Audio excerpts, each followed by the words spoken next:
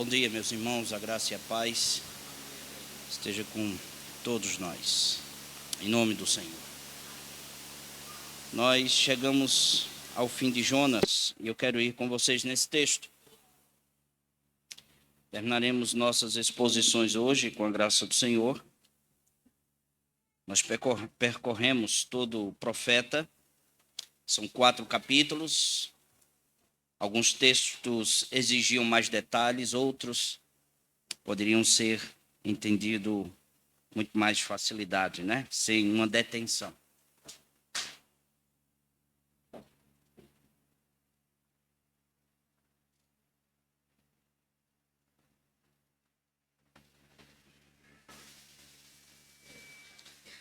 Nós iremos ler todo o capítulo, vamos ficar em pé, reverentemente.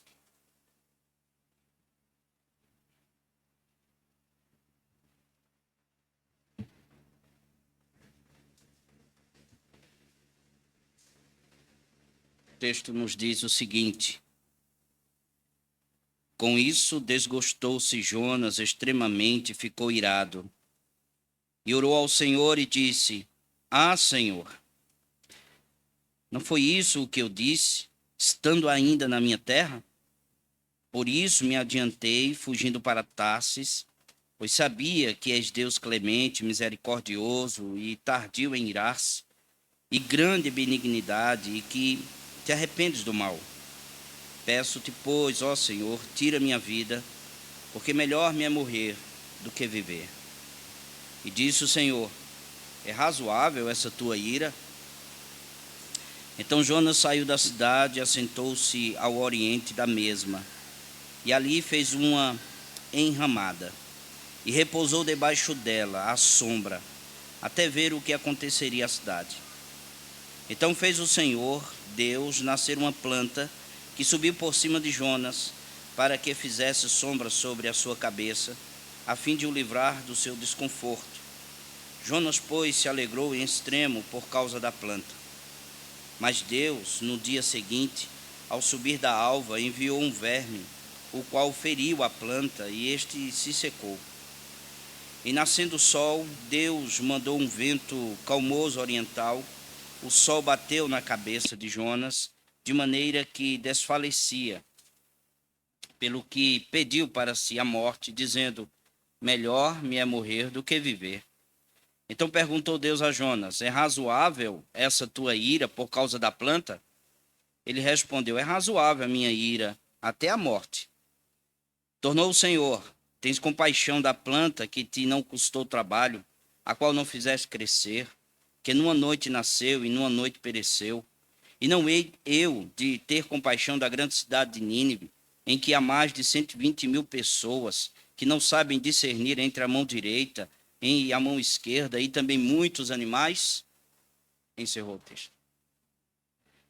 Vamos orar. Deus, em nome de Cristo, nós pedimos que o Senhor nos oriente, nos dê capacidade para compreendermos a Tua palavra, clareza, que as informações que foram ou que serão dadas sejam, Senhor, incutidas em nossa mente. Nosso coração seja aberto pelo poder do Teu Espírito Santo, e que sejamos assim transformados para o louvor do Teu nome. Seja conosco, por Jesus Cristo nosso Senhor. Amém. Amém. Pois bem, meus irmãos, chegamos na última pregação desse profeta Jonas, esse profeta teimoso, esse profeta rebelde, esse profeta que muitas vezes deixou de ouvir a palavra do Senhor exatamente para que pudesse fazer a sua própria vontade e o seu próprio desejo, como nós iremos ver aqui. Ele está verdadeiramente querendo ser mais do que o Senhor, ou querendo ter mais conhecimento do que o nosso Deus. Mas Jonas se arrepende. O texto que nós lemos não fala diretamente sobre o arrependimento, mas vocês perceberam que o final do capítulo termina de maneira muito abrupta, né? Muito rápida, sem nenhuma resposta da parte de Jonas, e esse silêncio com certeza nos falará muito. O que o Senhor mostra aqui na vida de Jonas, fazendo um raio-x da sua alma, ele está fazendo a mesma coisa conosco, porque muitas vezes nos sentimos assim, sem desejo de fazer a obra de Deus, teimosos com relação à palavra do Senhor. E aqui o Senhor mostra e desnuda ele, como também o faz em nosso coração. Tantas vezes, meus irmãos, aparentamos estar querendo ser mais do que o Senhor, isso de maneira não elaborada por nós, mas o nosso comportamento, a nossa fala, muitas vezes nos diz que realmente nós queremos saber mais do que o Senhor. E Jonas estava exatamente assim. Então, quando nós fugimos do Senhor, corremos de Deus, nós começamos a contabilizar enormes resultados e que estes resultados nós pensamos que está de acordo com o Senhor ou com sua vontade, mas está somente anunciando a nossa pecaminosidade e o nosso erro. De uma hora para outra, quando as coisas fogem do nosso controle, quando a soberana providência de Deus aponta outros caminhos, nós começamos a voltar-se para o Senhor. Jonas capítulo 4, ele mostra realmente a nossa vida, como disse o profeta Samuel no capítulo 16, verso 7. O Senhor não vê como o homem vê, que é por aparência, mas o Senhor vê o coração. Tudo que está aqui, esse ressentimento, tem consequências na vida do profeta. Como também todo ressentimento do nosso coração, qualquer ira do nosso coração, tem também suas consequências. Para ele, Nínive não merecia a compaixão de Deus, não merecia a graça do Senhor. Para ele e tanto o povo é que merecia a graça do Senhor, porque vivia com o Senhor. Muitas vezes nós nos sentimos assim. Ou seja, outras pessoas não merecem a graça do Senhor, o favor de Deus, a transformação, a mudança que ocorreu no capítulo 3, quando ele pregou uma condenação na cidade de Nínive e todos os habitantes converteram-se ao Senhor, tendo ali um grande avivamento, porque nós vimos na última pregação, eu trouxe aqui na quinta-feira, no capítulo 3, e falamos exatamente sobre este avivamento. Ele queria que o povo fosse condenado, porque está aí no capítulo 3, verso 4, o seguinte: começou Jonas a percorrer a cidade, caminho de um dia, e pregava e dizia: ainda 40 dias e Nínive será subvertida. Verso 2 do capítulo 4. E orou ao Senhor e disse: Senhor, não foi isso que eu disse, estando ainda em minha terra? Por isso me adiantei, fugindo para Tarsis, pois sabia que és Deus clemente, misericordioso, tardio em irar-se e grande benignidade, e que te arrependes do mal. Ou seja, eu queria realmente que o Senhor destruísse totalmente Nínive. Jonas estava querendo ser mais sábio do que o Senhor. Ele toma o lugar do soberano Deus diante de toda essa situação. Ele fizera-se juiz no lugar do Senhor. Diante desses fatos, desses acontecimentos, nós queremos encerrar essa série que nós estamos aqui pregando em Jonas, fazendo algumas perguntas ao texto, fazendo duas. Nós iremos responder ao longo da exposição. Quais são os resultados que uma pessoa colhe quando quer ser mais sábia do que o Senhor? Que resposta Deus dá a esses filhos rebeldes, teimosos como nós? É o que nós iremos ver à luz do texto. O resultado da teimosia de Jonas está exatamente nesses textos. Nós não somos criados para vivermos separados do Senhor. Nós fomos chamados, criados exatamente para viver de acordo com a sua vontade, que está em sua palavra. Mas, infelizmente, na maioria das vezes, os filhos do Senhor estão indo à frente do Senhor, estão querendo ser mais do que o Senhor, e estão destronando o Senhor e colocando-se no lugar de Deus. Nós somos teimosos. Jonas era teimoso. Por quê? Essa obstinação do pecado vive lutando dentro de todos nós. E isso nos separa do Senhor. Então, o desejo do coração do pecador é fazer prevalecer a sua vontade e sobrepujar a vontade de Deus, ou qualquer tipo de autoridade. Quando não consegue, quer ser mais sábio do que o Senhor. Esse é um ponto. Um filho teimoso, ele está conduzido pelas suas paixões, as paixões dos nossos corações, porque o verso 1 nos diz o seguinte: com isso desgostou-se Jonas extremamente e ficou irado. Vocês sabem por que Jonas desgostou-se e ficou irado? Porque o povo foi redimido, porque o povo foi salvo, porque houve um avivamento e uma visitação da parte de Deus em um povo teimoso e mau. Tem aquela pessoa que a gente diz, eu quero que essa pessoa vá para o inferno, e de repente Deus salva. É exatamente esse contexto. O que existe no coração de Jonas é desgosto, ira, dois sentimentos que nos deixam doentes, que é capaz de matar qualquer pessoa, especialmente quando está combinadas elas em nosso coração. Então Jonas estava obstinado e apegado a 3 pressupostos equivocados. 3. Primeiro deles, a sua teologia era totalmente errada. Uma vez que ele não queria ver a graça de Deus na vida dos ninivitas, então essa teologia dele é uma teologia de desgraça. Ainda que Nínive não merecia a compaixão de Deus, ele queria ver o povo condenado. E ele também não merecia a graça do Senhor. Segundo, a sua imagem está aqui diante dos homens. A sua postura, a sua fala, o seu ministério. Porque ele estava pensando, o que é que o povo de Israel, o que é que a igreja vai pensar de mim por eu ter pregado os ninivitas e eles terem se convertido. Outro ponto. Ele estava aqui com a felicidade pessoal, com egoísmo.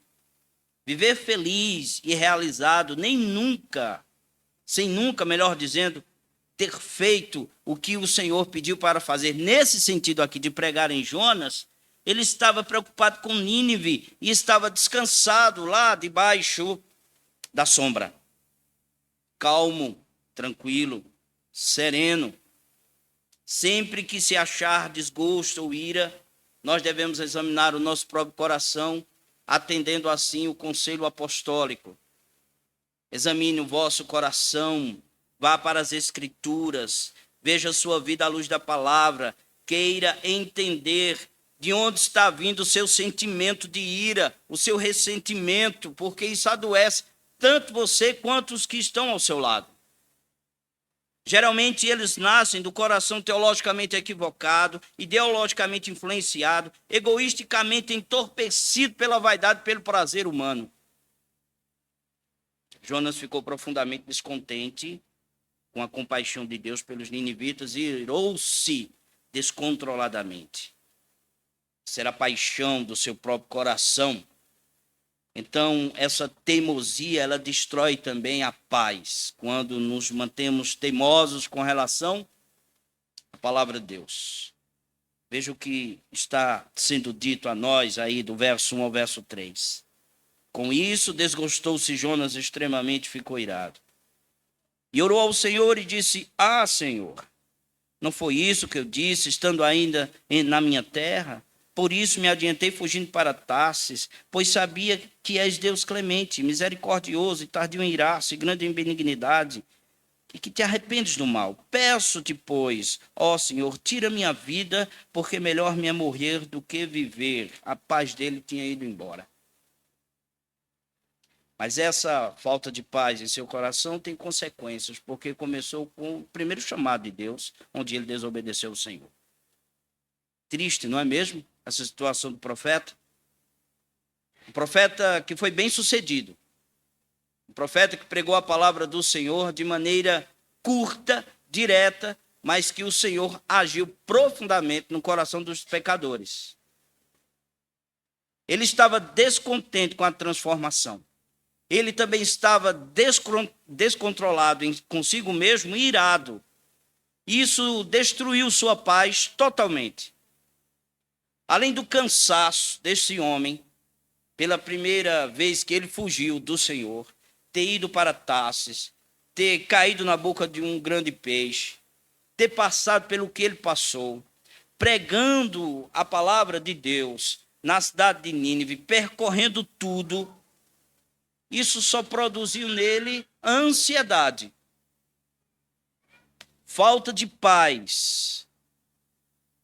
Roubou-lhe isso completamente a paz do seu coração, e não é por menos que ele desejou a morte. Quem constrói a vida sobre seus próprios pensamentos, seus próprios planos, e não segundo os planos de Deus, o Senhor, quem edifica sua identidade debaixo de uma imagem pessoal, quem vive apenas para a realização pessoal, perde a paz. Porque não está servindo o Senhor como Ele colocou em sua palavra. Ele foi desobediente às verdades do Senhor. Ele contrariou a mensagem do Senhor. Então, ele colheu desprezo e frustração, porque erigiu seu ministério em volta de si mesmo. Viver teimando com a revelação de Deus que está nas Escrituras, viver teimando com os planos de Deus para a sua vida, viver alimentando o ego diante de outras coisas que não são a palavra do Senhor, nós iremos viver escravizados, totalmente escravizados, pelas nossas próprias paixões e desejos infames, ideológicos, midiáticos, nossas próprias paixões. Essa era a escravidão de Jonas e a escravidão de muitos filhos de Deus. Esse filho teimoso desviou-se do sentido de sua vida, da finalidade, do propósito. O verso 3 nos diz: peço-te, pois, ó Senhor, tira minha vida, porque melhor me é morrer do que viver. Vocês prestaram atenção no que ele disse? Melhor me é morrer. Outra tradução diz: para mim é melhor. Você já se achou assim? Para mim é melhor. O Senhor pediu isso. A liderança da igreja está pedindo isso. Mas para mim, é melhor isso. É melhor aquilo. Perdeu o propósito. Perdeu o foco. Deus não nos criou para nós mesmos.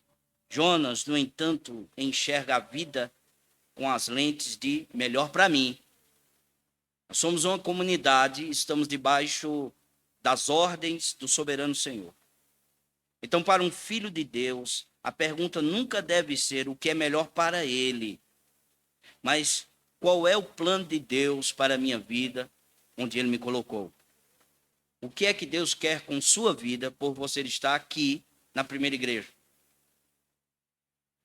Se Deus trouxe você para aqui, e foi Ele quer algo para a sua vida. Então, a teimosia de um filho desviou o propósito. A glória de Deus e o amor ao próximo foi embora. Aqui está um filho teimoso. E um filho teimoso não tem produtividade, de forma alguma. Verso 4 e 6. Verso 4 a 6. E disse o Senhor: é razoável essa tua ira? Então Jonas saiu da cidade e assentou-se ao oriente da mesma. E ali fez uma enramada, um guarda-sol, e repousou debaixo dela, à sombra, até ver o que aconteceria à cidade. Então fez o Senhor Deus nascer uma planta que subiu por cima de Jonas, para que fizesse sombra sobre a sua cabeça, a fim de o livrar do seu desconforto. Jonas, pois, se alegrou em extremo por causa da planta. Você percebeu quanto egoísmo e quanta falta de produtividade aqui que foi desperdiçada pelo Senhor não, por Jonas, pelo fato de se manter teimoso. Jonas saiu e sentou-se. Jonas construiu para si um abrigo, sentou-se à sua sombra e esperou o que aconteceria com a cidade. Deus fez crescer uma planta sobre Jonas, trazendo alívio sobre sua cabeça, livrando ele do calor, pagando ele para ver Deus agindo de acordo com o seu gosto. E o seu gosto era que o Senhor destrua a cidade de Nínive. Veja que ele não teve nenhum tipo de produtividade. Ele não teve nenhum fruto do que realmente ele pregou. Ou ele estava esperando algo trágico na vida dos ninivitas. O filho teimoso distorce totalmente sua visão, sua perspectiva. Ele estava mais preocupado com as coisas do que com gente, do que com pessoas, do que com a salvação de pecadores. Mais valor ele estava dando ao conforto do que ao cumprimento da grande comissão. Ele estava acomodado e queria uma paz, que essa paz não traz uma verdadeira tranquilidade ao seu coração, a não ser que nós façamos a vontade do Senhor. Isso trará paz. Então ele é um filho teimoso que perde a visão de tudo. Agora, qual a resposta de Deus a ele? Jonas capítulo 4, de um lado, revela os resultados de um filho teimoso, de alguém obstinado. Mas, graças a Deus, apresenta também a resposta de um Deus cheio de amor, cheio de compaixão e cheio de misericórdia. Como é bom saber que Deus continua amando os seus filhos, mesmo na sua teimosia. Como é bom saber que Deus exerce compaixão, mesmo quando nós nos mantemos teimosos, rebeldes. Ele ainda estende a mão para todos nós e nos transforma para que possamos dar produtividade para o reino. Você já percebeu a paciência do Senhor aqui? O verso 4 diz, e disse o Senhor, é razoável essa tua ira? O Senhor ainda foi conversar com ele. Nós já teríamos fulminado.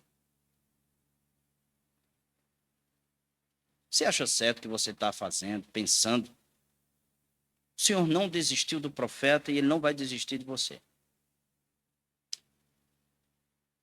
O pai não tratou um filho conforme ele merecia, não pesou sua mão sobre o profeta. Pacientemente ele buscou chamar Jonas, com posturas e até mesmo com palavras.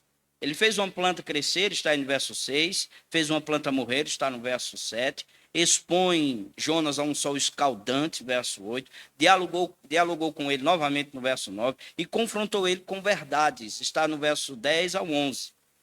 Pacientemente, o Pai amoroso, que é o Senhor, buscou trazer Jonas de volta para o seu lado, para fazer a sua vontade. Deus ainda age pacientemente conosco. Ele cuida de nós, ele move-se ao nosso redor e traz conforto ao nosso coração. Ele não é somente paciente, o Senhor, mas ele também nos protege. Essa é a resposta do Senhor a Jonas, a essa rebeldia. Ele traz proteção. Veja o que diz o verso 5.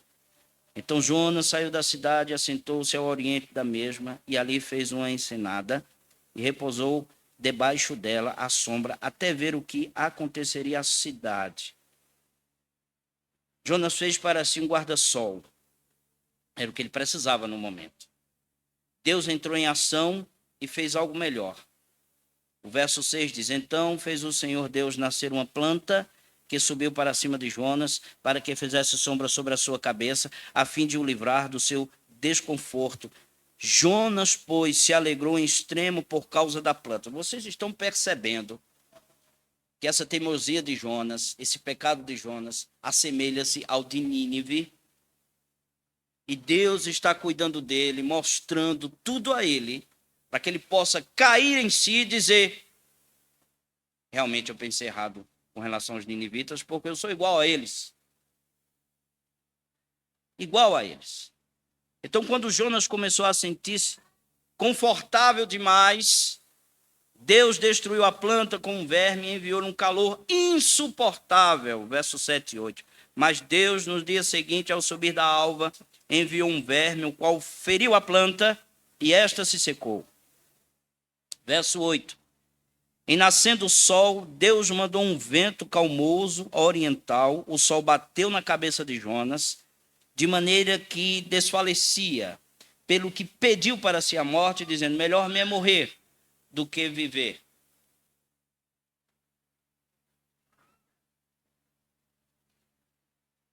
Quando tudo isso parecia não ser suficiente, ainda Jonas blasfemava no verso 8.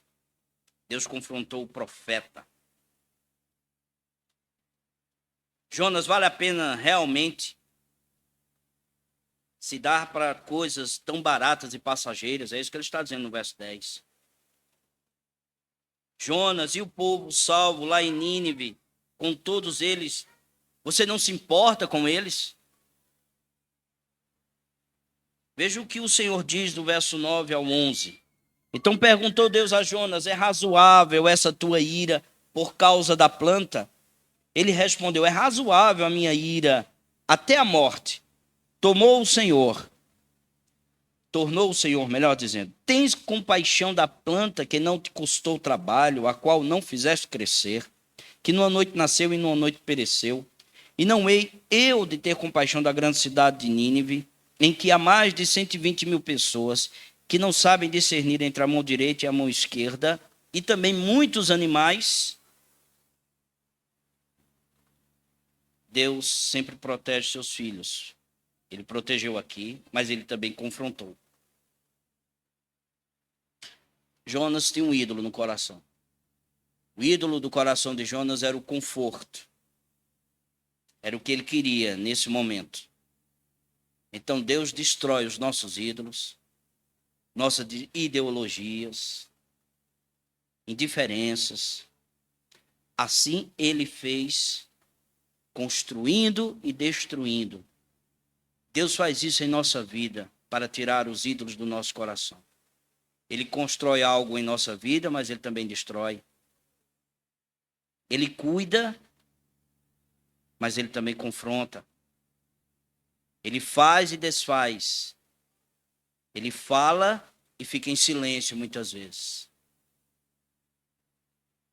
Preste atenção no perdão que Deus exerceu à vida de Jonas. Deus fez 3 perguntas. Você tem alguma razão para essa fúria ou ira? Resposta: sim, eu tenho razão.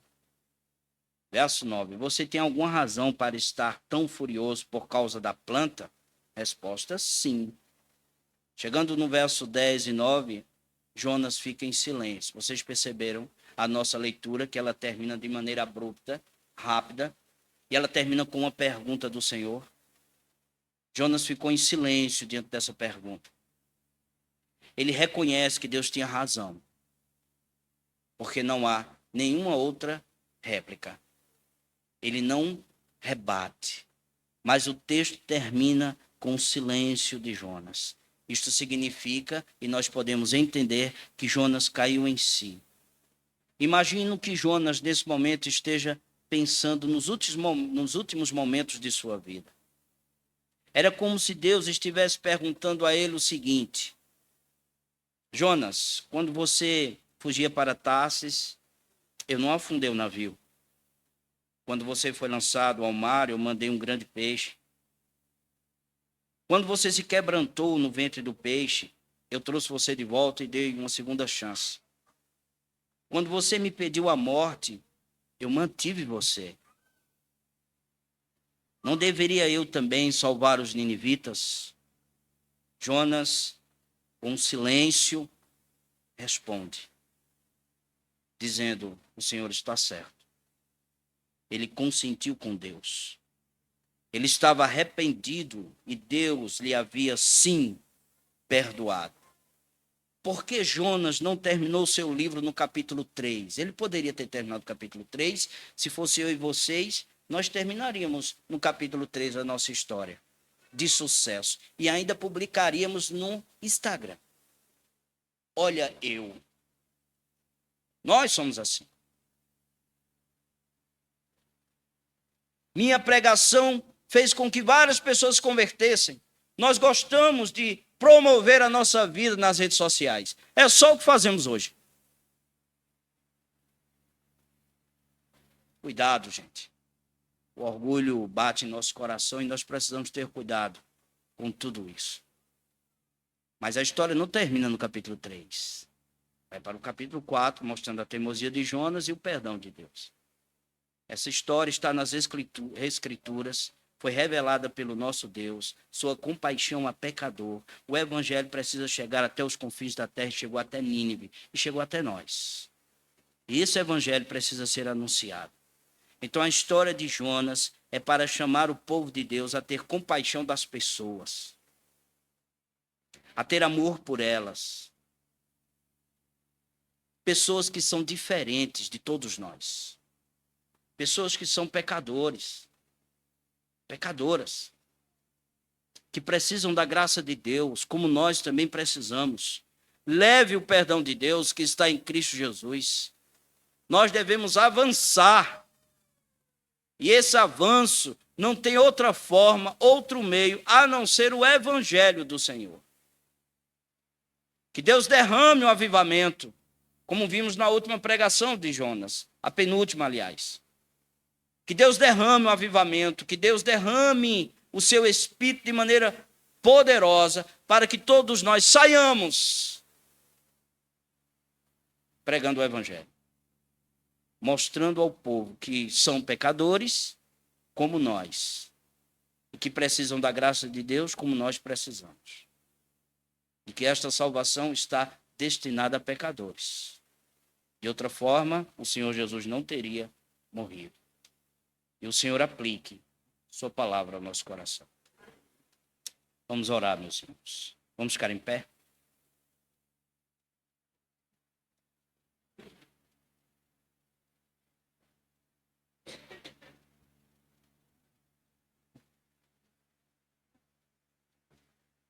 Santo Senhor, Santo Deus, nós te bendizemos o nome e te exaltamos. Obrigado por termos exposto o texto de Jonas por completo. Obrigado por esta tua dádiva, esta graça, por termos terminado o texto de maneira que o Senhor seja assim glorificado. Faz com que os nossos corações aprendam com o Senhor. Tira nossa vaidade, nossa presunção, nosso egoísmo. Nos ensina, Senhor, a sermos levados à humildade, a ouvirmos a tua voz e obedecermos. Que o Senhor seja glorificado nesta igreja. Nós oramos em nome do Senhor e Salvador Jesus Cristo. Que a graça de nosso Deus, o Senhor Jesus, o amor do nosso Pai e a consolação do Espírito esteja sobre o seu povo, hoje, amanhã e para sempre. Amém.